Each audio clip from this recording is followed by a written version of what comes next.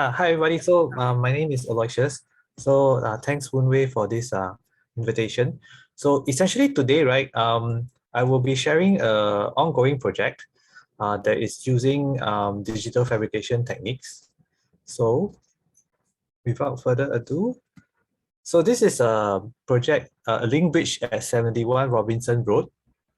The one that we are involved in is on the right as part of my firm, Lian Architects.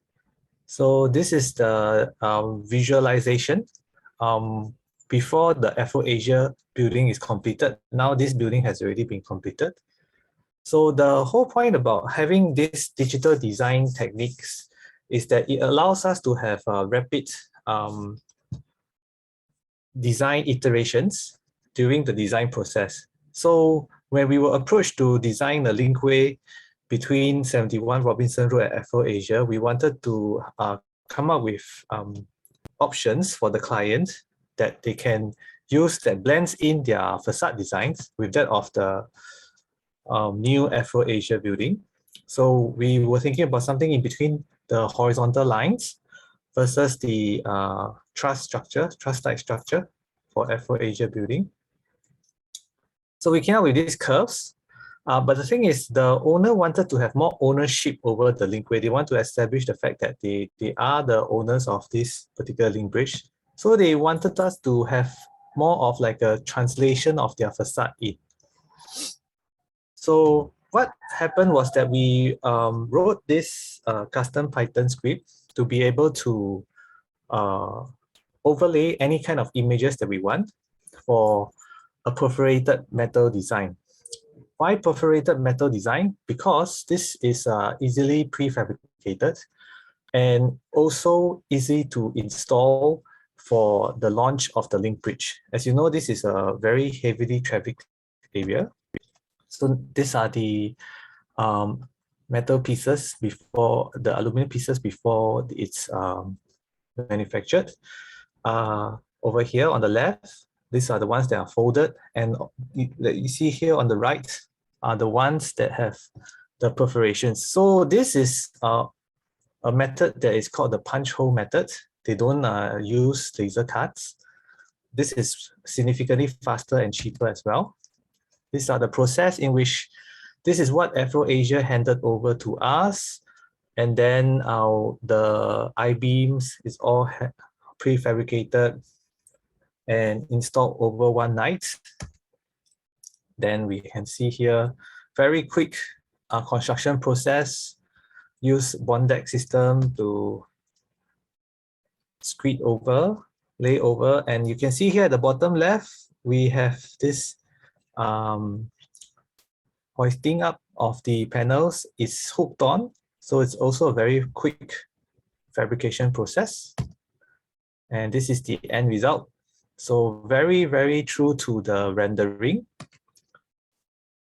that we have had earlier on. This is the final build result. Now still ongoing with our TOP and CSC application.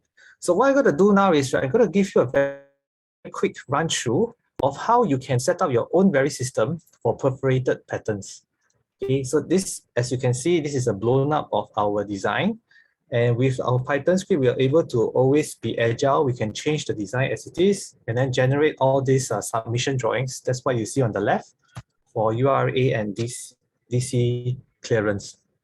So this is a quick run through. I will just take 5 minutes to share this for this, how you can set this up with Revit Dynamo.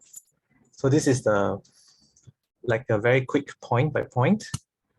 Now I'm going to switch my sharing to Revit. Okay. So I hope you all can see my Revit interface now. I've opened up Dynamo. And what I've set up with this very simple algorithm within Dynamo itself is that we can adjust the extractor point over here with this portion here. And if I move my extractor point as you go along here, the proximity will affect the design of the perforations. And with this, of course, you can export it into Revit itself, and generate your cut sheets and schedules. Okay, so without further ado, I can illustrate to you this whole thing can be done within 5 minutes, which is what I have left until we hand over to Prof. Jensen. Okay, let me just quickly show you by a new file. So you create a, I will not need to save this. So what you need is you need a sequence first. So what the sequence does is that it will generate a whole list of numbers. And these numbers, I can point it to create a point by coordinates. So I can plug this to the X and the Y values. So you can already see here very quickly on the Dynamo interface that you have all these numbers set up for the X and the Y axis. Now the trick here is, right, for Dynamo, you right click over the point by coordinates, you can change it to a cross product. And what this does is that it will interlace all of these numbers, both in the X and the Y direction.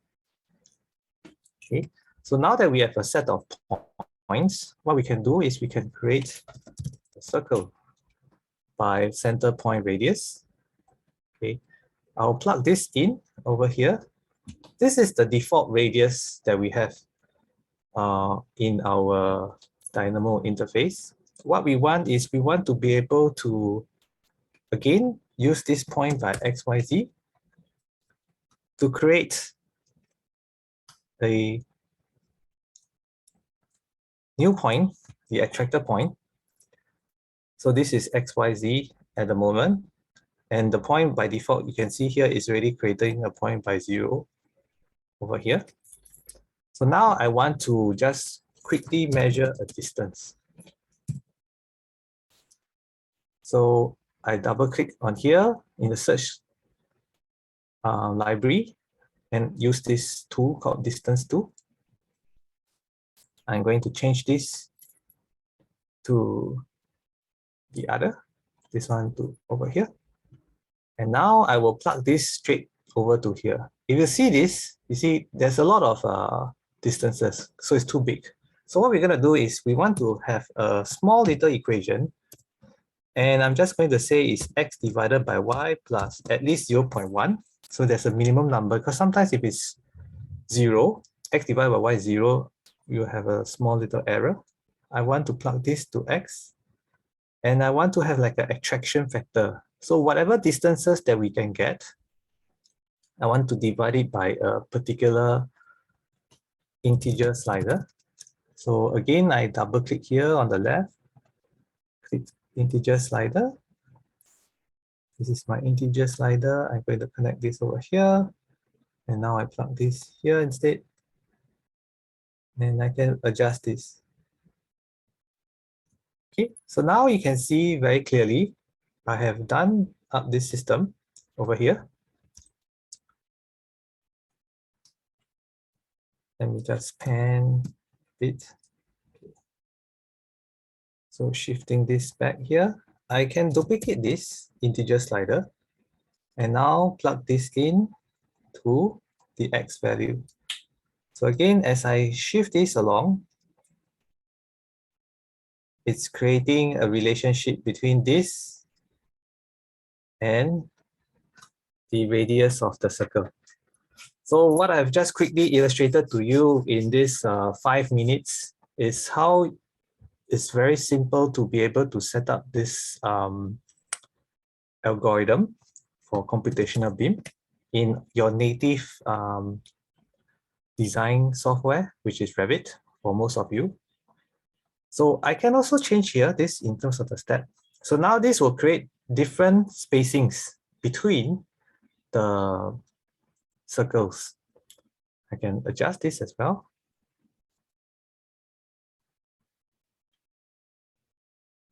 So this is completely parametric.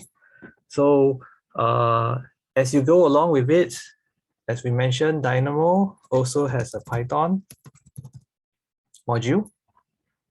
And that's what we have done for the project that we have shared with you earlier, because this allows us even better customization. So instead of us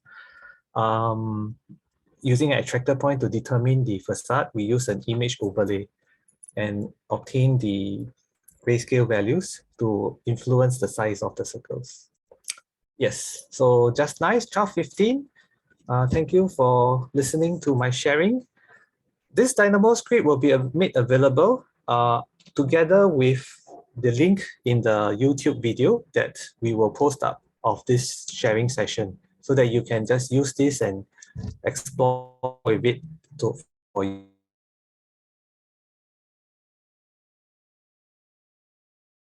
your daily workflow. Okay, thank you much for Professor Jensen. Hi. Hi, hi. Yes. Good to have you here. Great. The floor is all yours. Let me just see if I just need to set myself up. Okay. Okay.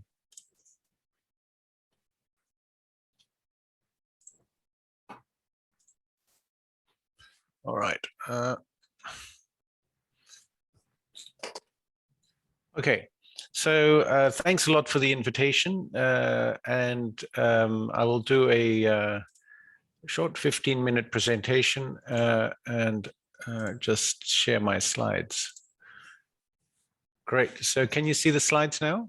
Yes. Yes. Great. So today I'm going to be talking about a spatial information model that we call SIM, and the title of this little talk I titled it is A New Kind of BIM. So it's a slightly different approach to BIM, and hopefully it sparks some interest. So let's start with just a few comments about the BIM side before we go to the SIM side. So a BIM model is basically a model that is computable. So the information is stored in a way that it makes it easy for a computer to access and manipulate that information. So the image on the right is a pixelated, is an image. So it contains no 3D data, it just contains pixels. And so for a computer to understand that building from the pixels would be very difficult. But for a computer to understand that building from the Revit model is obviously a lot easier. So when we're thinking about the information, there's three types of information: the geometry information, which is very important, the actual geometric information like points, polylines, and polygons. And then that information is structured in some way into a data structure, and we add attributes to describe what we mean by that geometry. So those three things are kind of very key. Geometry defines the 3D entities, that's the polygons.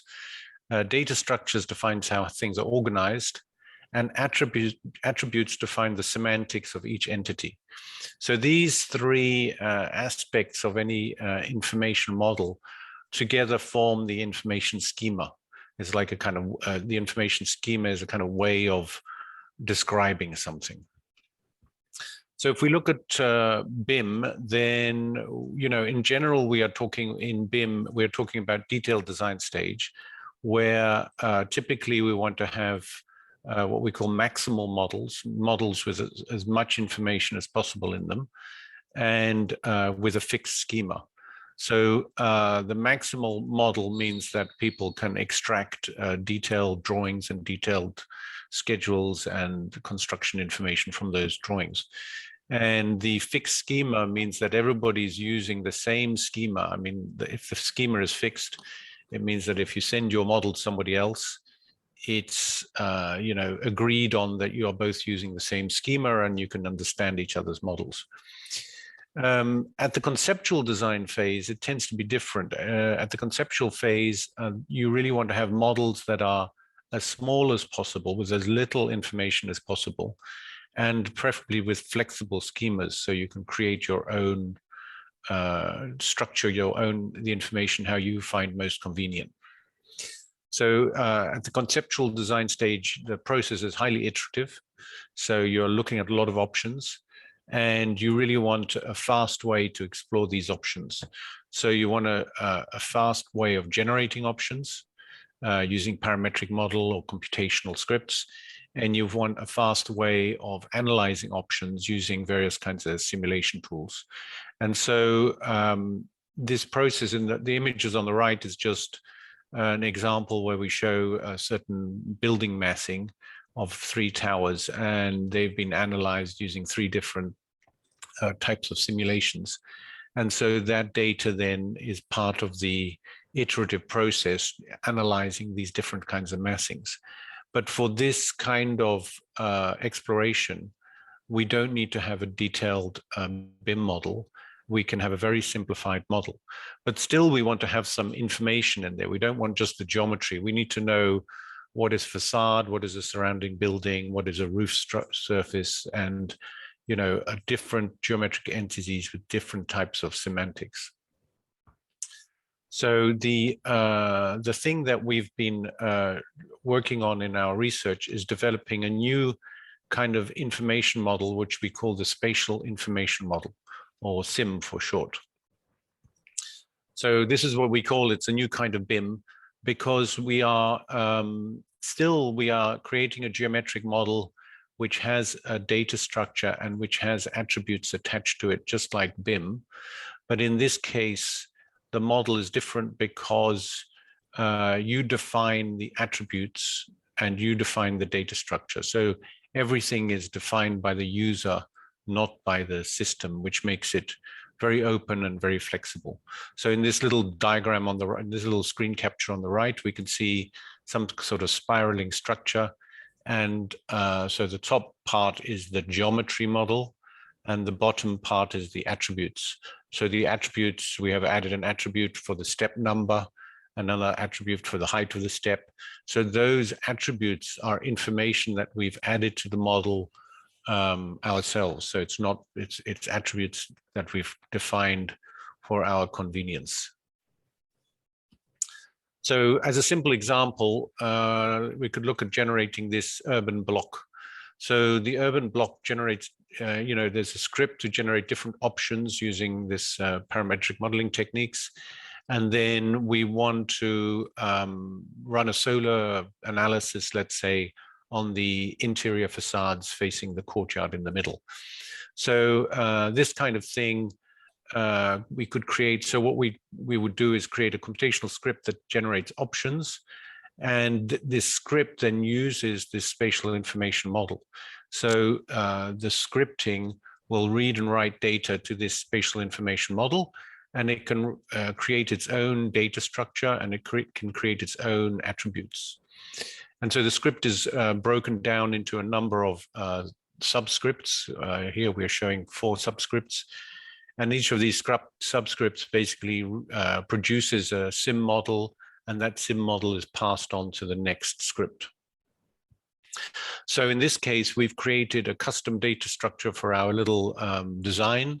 So this design of, an urban block containing buildings, and each building has some facades and some floors and things. So we create our own little data structure to store that information in the SIM. So this data structure is not hard-coded, it's totally flexible. You can create whatever kind of data structure you want. And so for this problem, we decided to create this hierarchical sort of nesting where you have a block, and block has maximum number of buildings, and buildings have various kind of components. And then we can add attributes to our entity. So here we're at the top, we're looking at the footprint of the building. And so for the footprint of the building, we've added an attribute to each edge of the polygon. So each edge of the polygon tells it whether that edge is facing the front or facing the back or facing the side. So it's actually, again, a custom attribute that we just add to edges of polygons. And then in the image below, we can see some attributes that we've added to some other polygons, like one attribute defining what is a roof, and another one what's the floors, and what's the back and front and side of the building. So those attributes are all things that we can add to the model, and we can query the model, ask the model. We can ask the model, give me, return to me all the floors, or return to me the back facade. So when we're running the analysis, once we have everything stored in a logical way, and it has attributes. It's very easy to extract the information that we need from the model. So for this simulation, to get the back facade, we can just use the attribute, because we already added an attribute to these polygons to say this has a back facade attribute. So we just say to the model, give me all the polygons that are the back facade.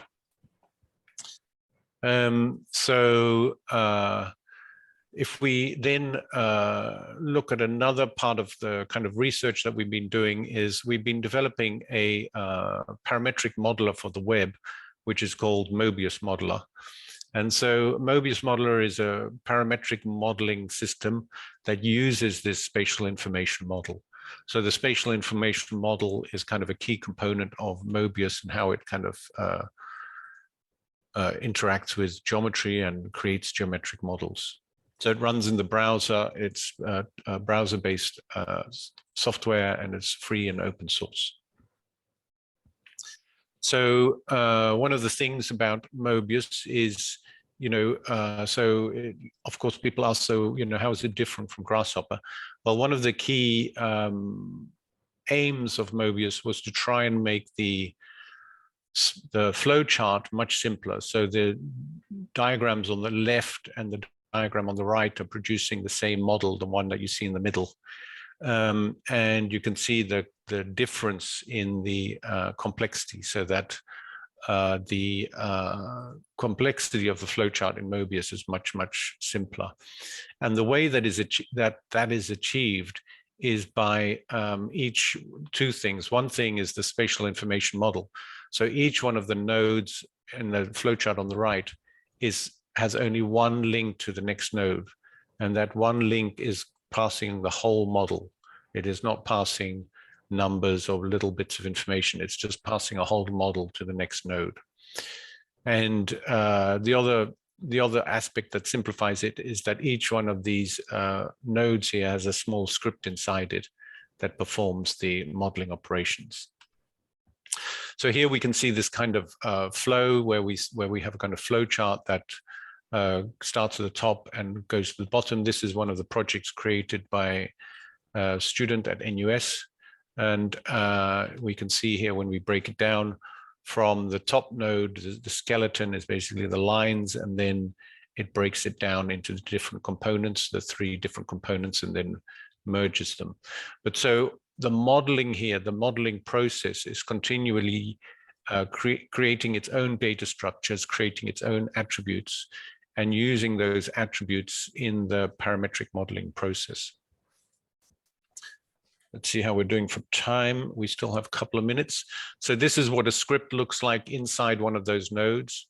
The nodes basically have a script that is like drag and drop, click and fill in the blanks. So you don't have to type the script completely. You just entering lines of code and then filling in the boxes. And okay, so we just quickly look at some other examples from what the students have been creating at NUS. And so we asked the students to identify an existing building that they would then create a parametric model of that existing building and generate variants of that building. So each one of these scripts uses this approach to using the spatial information model to create the data structures and attributes for the script, and use those data structures and attributes as part of the scripting process. And so, so all these models were generated in Mobius Modeler in the web browser. And so the models are very lightweight models. They are the models in terms of the number of megabytes are just 1 or 2 megabytes in size. And the models have both geometric information and semantic information in terms of attributes. So all the polygons and all the entities in the models can have semantic information attached to them. And the data structure is also customized for the particular design that's being modeled. All right, I think that's about where we're at, 12:30, that's right. Okay, thank you very much. I will stop there. Okay. Thank you, Patrick.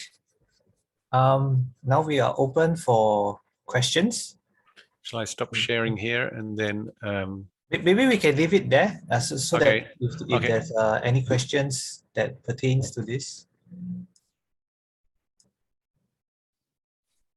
Hi, Prof. Jensen. Thank you for joining and supporting this. So I have actually one question. So for here, right, I see it's actually web-based and no installation required. So how does it supports the current workflow? For instance, the existing commercial packages. So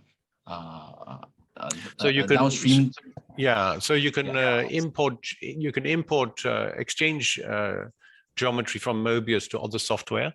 So the file formats that we are currently focusing on is OBJ for kind of OBJ format for 3D models, and GeoJSON for geospatial, and CityJSON for city models. So CityJSON and GeoJSON both have attribute data as well. So when you export or import to those formats, you're not losing all the semantic information. The problem with OBJ is that the semantic information is not you can only keep the OBJ format doesn't really support semantic information very well. So you can only keep a little bit of it. So we are looking at also importing and exporting IFC as a way of supporting other kinds of BIM workflows.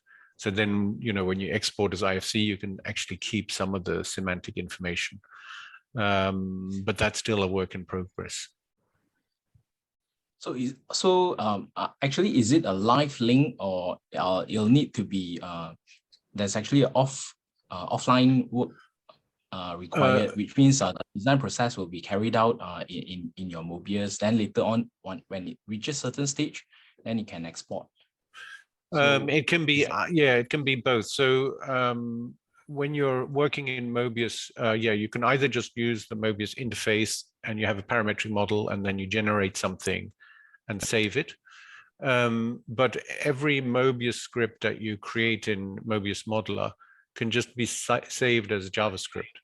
So you can just save the Mobius model that you're creating as a JavaScript executable. So that executable you can then put into any automated workflow. So you can automate that as a kind of separate workflow. So it could be, tied into some automated workflow that links different tools together. I see. So one more question is actually, how does it, if there are Dynamo users or Grasshopper users, so what is actually the advantage as using this Mobius modeler as compared with them? So what do you see the advantage of Mobius modeler? So I think there's a few different kind of aspects to this. One aspect is that in the is to do with the pedagogy, and Mobius Modeler was originally developed as a pedagogical tool. So one of the aspects of Mobius Modeler is that the aim of Mobius Modeler is to teach you scripting. So when you're learning Mobius Modeler, you are learning a way of scripting that is almost identical to writing Python or writing other kinds of textual scripts. So when you're learning Mobius Modeler, you're actually, learning a skill set which is easily transferable to then writing some Python code, which with something like Grasshopper is not the case. I mean, if you learn Grasshopper without the scripting node, then it's difficult to transfer that knowledge to Python.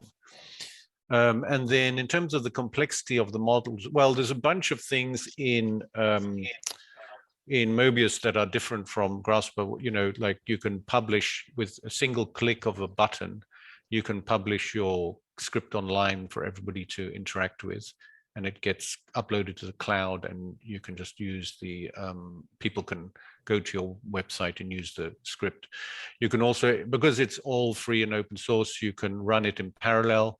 So when we do optimization, we run thousands of models in parallel, and we don't have to pay for licensing and all that stuff. We can embed Mobius models into websites and just run them within a website because it's all web-based, and we can link it to other kind of geospatial data. So in the Mobius software, we have a geospatial viewer where you can see the geospatial context, like the Google Maps and stuff like that.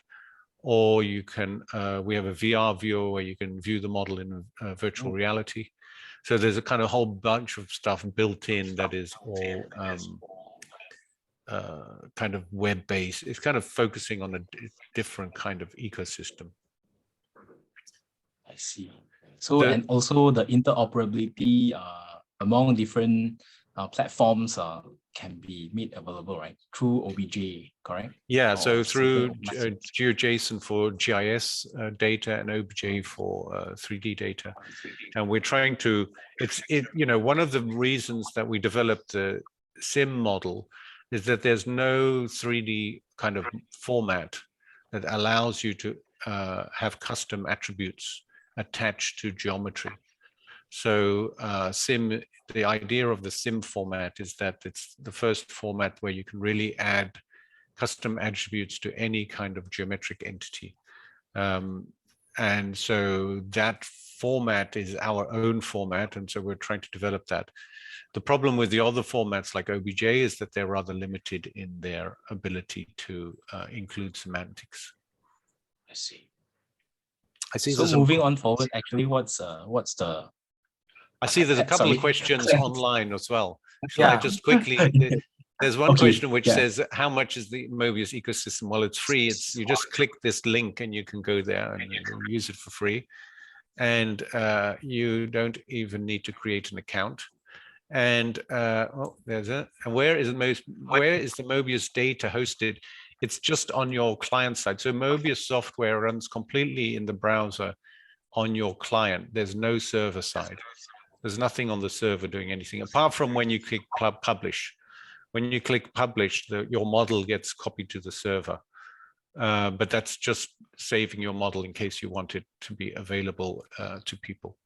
So you can also put the model on your own server, but we just created that publish link. How can you convert an existing BIM model into a SIM model for analysis? Well, so this is the thing with, IFC. So, if we later on, if we can import and export IFC, then we may be able to do this kind of thing. Currently, you would have to go through OBJ, and the problem with OBJ is that you lose the semantics. I mean, if we do, the problem with IFC will be that we don't want to do very, very big, complicated models.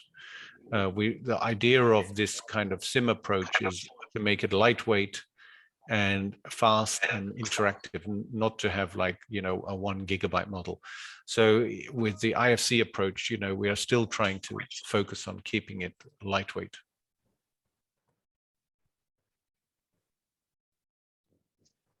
I have a question. Sure. The system is very nice, but is there any other documentation for us to learn this? I'm sure a lot of people will be keen. Yeah, so we created a MOOC, which is a massive open online course. And so the MOOC runs on edX, and the MOOC consists of 3 courses. And the 3 courses each have around 100 to 150 videos each. And so overall, each course runs for 4 weeks, and then all the 3 courses together is a kind of complete course of starting with the basic scripting, then going to more advanced generative modeling, and then going to performance-based design. Because Mobius Modeler has a whole bunch of performance-based design analysis that it can do as well. So we have kind of functions for doing solar analysis and view analysis and different types of analysis. So I can put in a link to the MOOCs. It's on the Mobius ecosystem website, but I can put in a.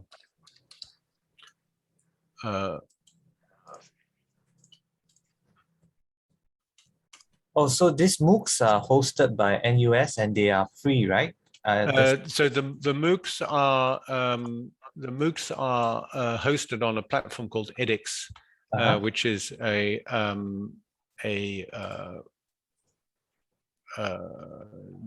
is a kind of MOOC platform used by many universities and also by NUS. And so the courses on edX are you can join them for free, but if you want to get a certificate, then you have to pay. So you can just follow all the videos and join them for free, or if you want to get the certificate that you finished the course, then you have to pay. Okay. Yeah, I see that there is a course starting on the 24th, which is today, and it ends. It's ending. It's ending soon. So I'm afraid the course is just coming to an end now. And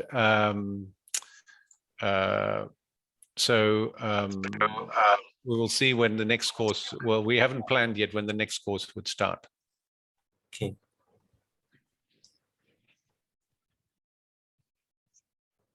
Hi, Prof. Jensen. Yeah, sorry, I have.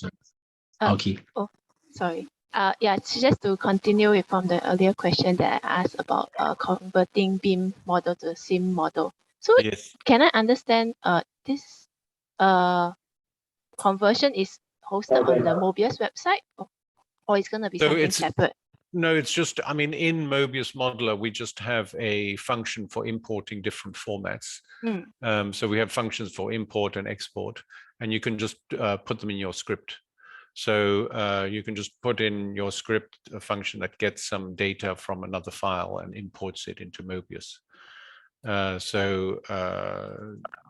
And that file can either be online or it can be on your hard disk. I see. So means the SIMS format is not yet like fully developed, correct? The SIM format is fully developed in Mobius. So the SIM, Mobius. Yeah, it's kind of embedded in Mobius. So when you save, you know, when your script generates some 3D model, you can save it.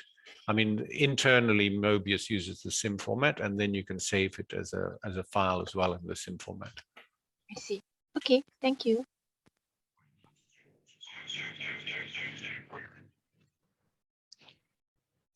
Yeah, sorry, no question. I have one question. I have a lot of questions, but actually moving on forward, right?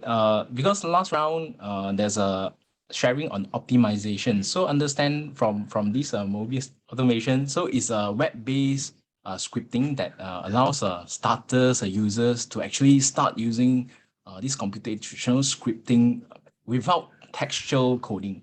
So, but how about, is there any tools that ties in with the optimization processes? For instance, maybe if the script is already there with the base, then is there like Galapagos or any other scripts that can be applied? Yeah.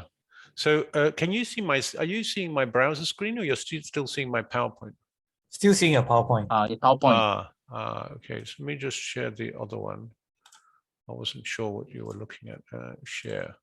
Okay, so this was so down here, if you go to the website, down here, courses is the one about Mobius courses, and it's got the 3 edX courses. Mobius Evolver is an optimization framework that we've developed, and this framework runs in the cloud. So what it does is you write your scripts, your generative script and your evaluation script. So you have one script to generate design options and another script to evaluate design options. And then you can upload them to the cloud. And then in the Amazon cloud, they will be executed in parallel.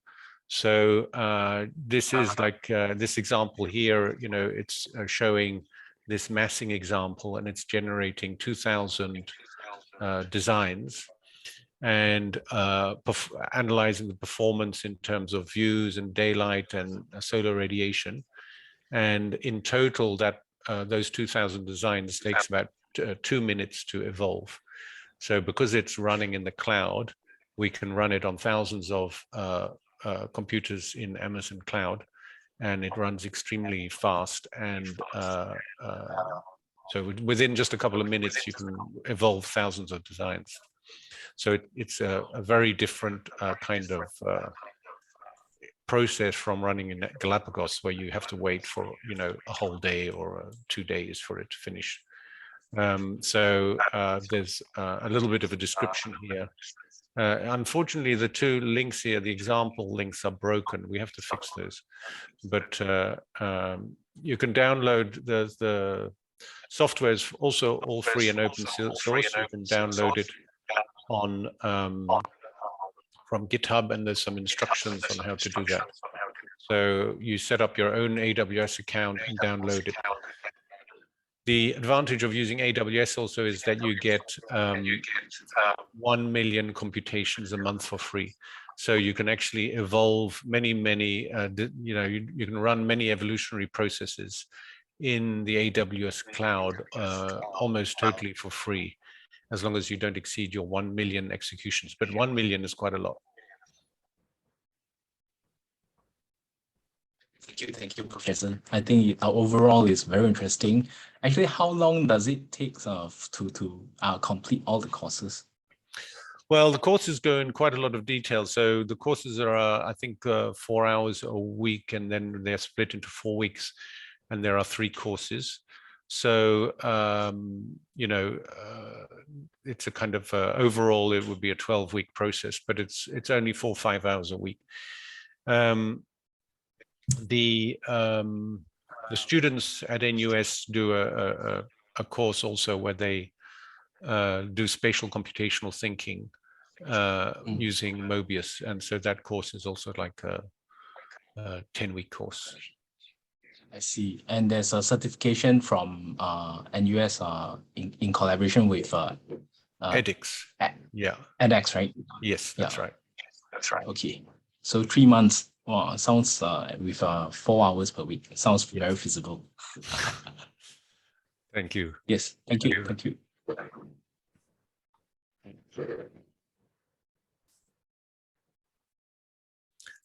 Okay, chat.